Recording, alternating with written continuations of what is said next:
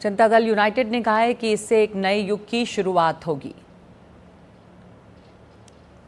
1931 में आखिरी बार देश में जाति जनगणना हुआ था और अब 94 साल बाद कैबिनेट की राजनीतिक मामलों की समिति ने राष्ट्रीय जनगणना के साथ जाति जनगणना कराने का फैसला किया है। इस महत्वपूर्ण फैसले पर बात करने के लिए मेरे साथ हैं जनता दल यूनाइटेड के वरिष्ठ नेता केसी त्यागी।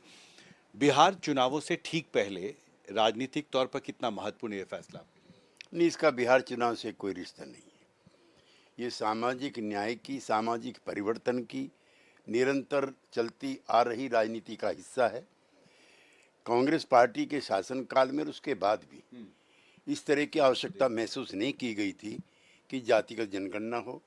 ये हमारे पुरखों की भी निरंतर प्रयासों का नतीजा है, जिसमें अंबेडकर भी है, कर्पूरी ठाकुर भी हैं, चौधरी चरण सिंह भी हैं और विभिन्न धाराओं में चले गए समाजवादी भी हैं, जिन्होंने समय समय पर जातिगत जनगणना कराई जाए और इनकी संख्याओं का वास्तविक जानकारी मिली। चूँकि हम ऐसा करके मानते हैं कि 1931 में जब जातिगत जनगणना हुई थी, एक तो ब्रिटिश रूल था और जो सामंती ढांचा था जात पर आधारित हिंदू की जाति व्यवस्था का, वो बहुत क्रूर और ब्रूटल था और जो वंचित समाज के लोग, दलित समाज के लोग, पिछड़े समाज के लोग समाज में रहते थे, वो अपमानित होते थे और जात छिपाते थे। 1931 के जनगणना सर्वे में भी ऊंचे पैमाने पर जात छिपाई गई। मंडल कमीशन की अनुशंसाएं जब 1990 में लागू हुई हैं, उसके मुताबिक भी 52% पिछड़े पाए गए थे, लेकिन बिहार के जातिगत सर्वे ने उसे बेनकाब किया और वहाँ पर संख्या 64% के करीब पाएगी।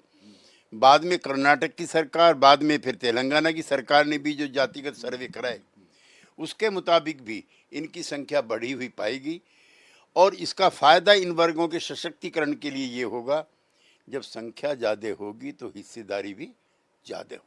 ये महत्वपूर्ण बात आप कह रहे हैं। आपको लगता है कि इसके बाद राजनीति की दिशा और दशा बदलेगी और साथ ही जो आरक्षण की सीलिंग पर जो एक राजनीतिक बहस चलती रही है कि उसे बढ़ाना जरूरी है, उस इशू को रिविजिट भी करना जरूरी होगा? नहीं, वो तो मोदी सरकार के उस ऐतिहासिक फैसले ने उस सीमा को तोड़ दिया जब उन्होंने जनरल क्लास के 10% लोगों को आरक्षण दिया, तो 50% की सीमा रेखा तो उसी दिन टूट गई और अब इसके बाद ये और भी टूटेगी। बिहार में इसको 75% के आसपास